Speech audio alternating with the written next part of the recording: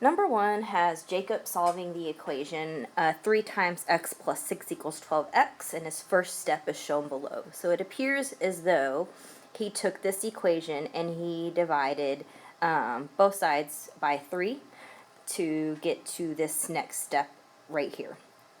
So if we're going to continue to solve for that, we would need to get our x's on the same side of the equal sign, so we can subtract our x over.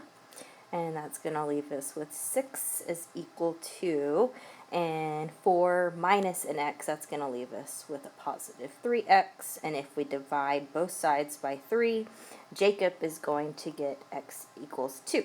So that's one way to do it. Colin decided to distribute first.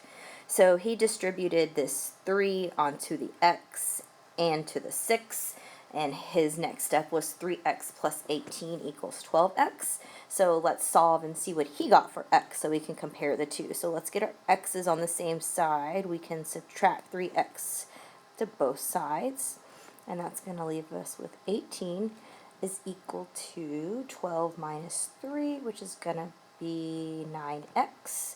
And we're going to divide both sides by 9, and x is going to equal to 2 as well.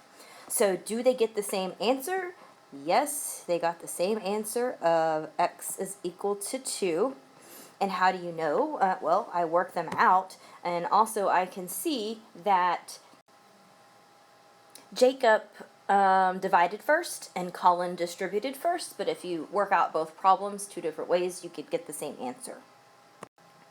Number 2 is asking us to find out if Nicole made a mistake or not. So looking at step A, we can see that we're going to distribute this negative 5 to this x, leaving us with negative 5x.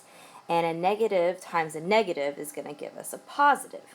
So we're going to say that 2x minus 5, and then I can see where she made a mistake.